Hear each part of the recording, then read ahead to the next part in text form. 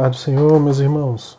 Dando continuidade, nesse segundo dia, iremos tratar sobre a depressão.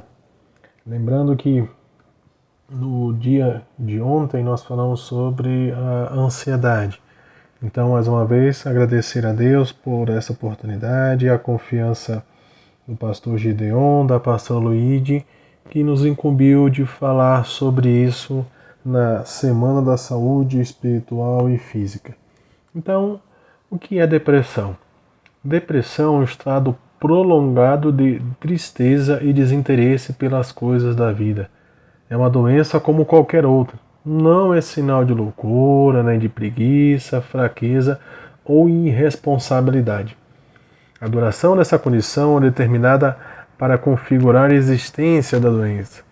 Ainda que estejamos convivendo com um número de casos de depressão em todo o mundo, a tristeza por si não caracteriza um quadro de depressão.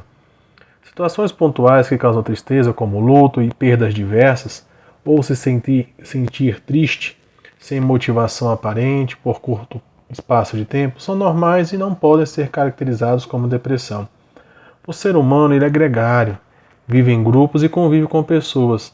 Essa interação incorre ações e reações, que estão permeadas constantemente por sentimentos, alegrias, tristeza, angústia, ansiedade, raiva, etc. Cada indivíduo experimenta diferentes sentimentos ao longo do dia. Assim, a tristeza é um sentimento que pode acontecer com qualquer pessoa saudável, sem significar a doença. Os tipos mais comuns são a depressão melancólica, uma doença em sua forma clássica, tristeza, falta de energia, perda de apetite e raciocínio lento. Em torno de 65% dos doentes têm insônia. Os sintomas manifestam sobretudo pela manhã, pelo fato de dormirem mal ou nem dormirem. Atípica. O deprimido atípico sente mais fome e mais sono. A letargia e a angústia pioram no fim da tarde e à noite. Sazonal. Mais comum nos países nórdicos, manifesta-se principalmente no outono e inverno, estações caracterizadas por longos períodos de baixa luminosidade. No pós-parto, acomete 12% de todos os partos, que além dos sintomas comuns da depressão, sente medo, sobretudo, de não conseguir cuidar do bebê. A psicótica. O deprimido tem delírios e alucinações. Num dos quadros mais graves, acredita que seu organismo está se deteriorando e chega a sentir o cheiro da degradação. A depressão ansiosa, os sintomas vêm acompanhados de inquietação e desconforto. A pessoa ela não se sente à vontade em lugar nenhum. Tem a sensação de que algo ruim vai lhe acontecer a qualquer momento e pode apresentar sintomas físicos de ansiedade, como taquicardia e sudorese. O diagnóstico, os sintomas, na depressão, os sinais listados a seguir, que eu vou comentar com os irmãos, no mínimo por 2 semanas. Os sintomas, os diagnósticos na mente, dificuldade de concentração, falta de memória, pensamento de morte ou suicídio, sentimento de inutilidade ou culpa excessiva, redução da capacidade de raciocinar, concentrar-se e tomar decisões. Nos sentimentos, tristeza, culpa, vazio interior, pessimismo, ansiedade, desesperança. Nos comportamentos, perda do interesse em atividades antes prazerosas, incluindo sexo, para os casados. Inquietação, irritabilidade, isolamento. No corpo, perda ou ganho significativo de peso sem estar em dieta. Insônia ou sono em excesso. Fadiga ou perda de energia. A base orgânica, vamos falar da parte científica. A depressão caracteriza por um desequilíbrio na química cerebral. Os neurônios de um deprimido não respondem bem aos estímulos dos neurotransmissores, as substâncias responsáveis pela comunicação entre as células nervosas. Entre os neurotransmissores mais comumente associados à depressão estão a serotonina, a dopamina e a noradrenalina. O que é a dopamina e para que serve? Ela é conhecida como neurotransmissor do prazer. Sua função principal é ativar os circuitos de recompensa do cérebro, mas também desempenha outras funções menos conhecidas. A dopamina age tanto ativando qualquer ativado, quanto inibindo a atividade cerebral em função do lugar em que é liberada. A serotonina é um hormônio que atua regulando o humor, o sono, o apetite, ritmo cardíaco, temperatura corporal, sensibilidade e funções intelectuais, e por isso, quando este hormônio se encontra numa baixa concentração, pode causar mau humor, dificuldade para dormir, ansiedade ou mesmo, é claro, a depressão. A noradrenalina. Sua principal função é manter a pressão sanguínea em níveis normais. Agora, meus irmãos, vamos falar das causas. Algumas causas. Fator genético. É tida como o principal fator para a doença. Uma pessoa com parentes próximos, vítimas de depressão, tem até 3 vezes mais probabilidade de apresentar o mesmo problema. E aqui, meus irmãos, eu não falo nem questão da genética, mas sim pelo convívio social, né, do parentesco, na parte de família. Porque você é a média das 5 pessoas com quem você mais convive. Então, se as pessoas com quem você mais convive tendem a questão da depressão, você vai acabar que, na maioria das vezes, absorver essa situação pela convivência. O estresse é um fator que geralmente atua no desencadeamento da primeira crise depressiva. Pode ser de natureza física, doenças que causam dor crônica, por exemplo, psicológica, divórcio ou excesso de trabalho, e ambiental, invernos rigorosos ou catástrofes naturais. Doenças que alteram a química cerebral, derrames, tumores no cérebro e hipotireoidismo, entre outros distúrbios, podem desregular a química cerebral, favorecendo a depressão. O uso de drogas, o abuso de alguns medicamentos, álcool e drogas ilícitas interferem na comunicação entre neurônios, o que pode levar a quadros depressivos. Uma vez eu vi uma pessoa que ela tomou tanta medicação para ansiolítico e antidepressivo que simplesmente depois de um longo tempo ela foi fazer os exames e infelizmente o cérebro dela já não trabalhava da melhor maneira possível. Ele ficou abalado por causa do excesso de medicação. E a prevenção? Como a gente pode prevenir a depressão? A depressão é o mal que predomina nas consultas psiquiátricas e psicológicas. Em breve, ela poderá ocupar o segundo lugar entre as causas de doenças e de incapacidade, ficando atrás apenas dos problemas cardiovasculares. Veja algumas dicas para prevenir a depressão. 1. Busque apoio social. 2. Mantenha uma vida ativa. 3. Pense corretamente. 4. Olhe para o passado com prudência. Meus irmãos, o passado, como o próprio nome diz, passou. De lá nós viemos, para lá não voltaremos. Então, o que a gente pode tomar lição disso? Temos que trazer do passado coisas boas, deixar as coisas ruins lá e tomar experiências. Ah, mas eu fiz isso ontem, antes de ontem, há 5, 10, 15 anos atrás e eu não consigo mais fazer. Sim, ponto, acabou. Você não consegue mais fazer nada no passado. O passado passou. Então tente enfrentar isso, olhar para o passado com prudência, trazer somente os aspectos positivos para a sua vida e as lições boas de lá. Como a gente vence isso? Se você costuma se isolar e pensar demasiadamente em suas angústias, mude de atitude ou estará se aproximando rapidamente da depressão. Assim, é recomendável que você tenha um amigo e confidente a quem possa contar suas ansiedades. Escute algum dos passos para vencer a depressão. Se o médico vos orientar a tomar medicação, obedeça, tome. Deus criou a medicina para que ela possa nos ajudar nos momentos de angústia. E com isso, as medicações. Tenha produtos farmacêuticos, a recomendação médica, como falei. Crie hábitos e rotinas diárias. Mude a sua forma de pensar. Na Bíblia fala sobre isso, que a gente deve pensar em coisas do alto. Explique os fracassos com realismo. Fracassei? Sim, não tentarei fracassar novamente. Não fracassarei novamente. Tome lições dos seus erros. Terapia divina, vida espiritual ativa, busque em primeiro lugar o reino de Deus. e as outras coisas vos serão acrescentadas. O apoio familiar, a família é muito importante nessa situação. Olhe para o futuro com esperança, tenha o alvo em Cristo.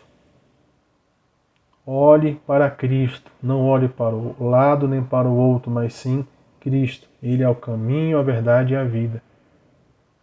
Faça algo pelos outros, mostre-se uma pessoa que quer ajudar os outros. Seja grato, seja eficiente, auxilie os outros. Agora, falando com relação à vida dos pastores, que estão sempre na frente de batalha, né, estão sempre sofrendo. Com o que eles sofrem, meus irmãos? Com a batalha espiritual, a condição física. Muitas vezes eles são sobrecarregados com expectativas irreais. E aí os efeitos maléficos das críticas, problemas conjugais e domésticos. Meus irmãos, os pastores sofrem. Aperto financeiro. Uma certa vez eu até me indignei na época que eu morava em outra cidade, que o pastor estava passando por efeito de um problema financeiro. E isso era fim de ano. Eu conversando com ele e ele falando: meu irmão, tá complicado fim de ano. Eu falei: mas como? Fim de ano é 13º. Mas poucos, né, ajudam a obra, são fiéis na obra. Então tem esses apertos financeiros. Os problemas na agenda, os pastores muitas das vezes não conseguem conciliar a agenda, não conseguem atender, né, a todas as demandas. Os problemas da comparação, ou seja, entra um pastor novo, porque o pastor anterior é melhor. Aí fica uma situação complicada. E a solidão. O cargo de pastor é um cargo solitário. Então, além de todos esses problemas, ela tem a solidão. Então, o pastor ele precisa do nosso apoio, do nosso auxílio, além das nossas orações. O que a Bíblia fala sobre a depressão? Em 1 Reis 19:4 está escrito assim: Ele, porém, foi ao deserto, caminho de um dia, e foi sentar-se debaixo de um zimbro, e pediu para si a morte. E disse: Já basta. O Senhor toma agora a minha vida, pois não sou melhor do que meus pais. Salmos 18:4 Tristeza de morte me cercaram, e torrente de impiedade me assombraram. Salmos 31:9 Tem misericórdia de mim, ó Senhor, porque estou angustiado. Consumidos estão de tristeza os meus olhos, a minha alma e meu ventre. Salmos 119:28 A minha alma consome-se de tristeza. Fortalece-me segundo a tua palavra. Provérbios 17:22 Coração alegre é como o bom remédio, mas o espírito abatido seca até os ossos. Jeremias 8:18 se eu pudesse consolar-me na minha tristeza. O meu coração desfalece em mim. Mateus 26, do 36 ao 39 Então chegou Jesus com ele a um lugar chamado Getsêmani, e disse aos seus discípulos: Assentai-vos aqui enquanto vou orar.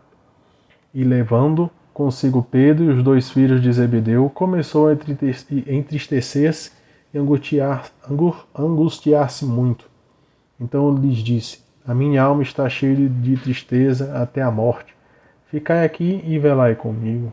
E indo um pouco mais para diante, prostrou-se sobre o seu rosto, orando e dizendo: Meu Pai, se é possível, passa de mim este cálice. Todavia, não seja como eu quero, mas como tu queres. Quais foram as ações aqui que nós podemos constatar? Pessoas fugiram para o deserto, elas sentaram-se, oraram pedindo a morte, deitaram-se e foram dormir. Então nós temos vários casos aqui de salmistas, do próprio Jesus, de Jeremias, falando sobre aspectos da depressão. Tristeza profunda, derretimento dos ossos, coisas terríveis que acontecem. E agora, o que nós podemos fazer para sermos curados à luz da Bíblia. Salmos 34:2 diz assim: A minha alma se gloriará no Senhor, os mansos o ouvirão e se alegrarão. Salmos 34:4 Busquei ao Senhor e ele me respondeu, livrou-me de todos os meus temores. 34:8 Provai, vede que o Senhor é bom, bem-aventurado o homem que nele confia. 34:15 Os olhos do Senhor estão sobre os justos, e os seus ouvidos atentos ao seu clamor. 34:17 Os justos clamam, e o Senhor os ouve, e os livra de todas as suas angústias. 34:18 Perto está o Senhor do que tem o coração quebrantado, e salva os contritos de espírito. 34:19 Muitas são as aflições dos justos, mas o Senhor o livra de todas. Ou seja, meus irmãos, o que nós temos que fazer aqui? Nós temos que fazer mudanças, nós temos que ter atitude, nós temos que continuar conversando com Deus, ouvindo a Sua palavra, lendo a Sua palavra. Nós temos que ir à presença de Deus, descansar no Senhor. Nós temos que caminhar na Sua direção. Nós temos que buscar comer bem, não só a palavra, se alimentar da palavra, mas a nossa parte física também. E junto com isso, nós temos que levantar, se mexer, nos movimentarmos. Então, jamais despreze uma pessoa deprimida. A depressão é o último estágio da dor humana. É a fase exata onde a alma dói de verdade. Aprenda isso e que Deus te abençoe grandemente. E para terminar, novamente, há 3 reflexões que precisamos fazer nessas ocasiões. A primeira, Deus não tem pressa. Ele é o dono do tempo. Em segundo lugar, a aparente demora de Deus deve ser entendida por nós como um tempo pedagógico. Temos que continuar fazendo isso, buscando, confiando e crendo no Senhor. E uma terceira, reflexão que deparamos no espaço, no tempo entre a procura e a resposta. E que na vida nada é melhor que um dia após o outro. Então, meus irmãos, fico por aqui. Deus vos abençoe.